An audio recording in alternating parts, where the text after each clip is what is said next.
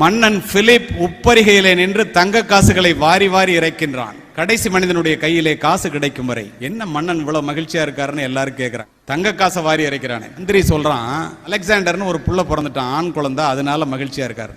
அவனை கூப்பிட்டு சொன்னாரு, மன்னன் பிலிப், முட்டாள் மந்திரியே, ஆண் குழந்தை பிறந்தான் என்பதற்காக நான் தங்க காசுகளை வாரி இறைக்கவில்லை.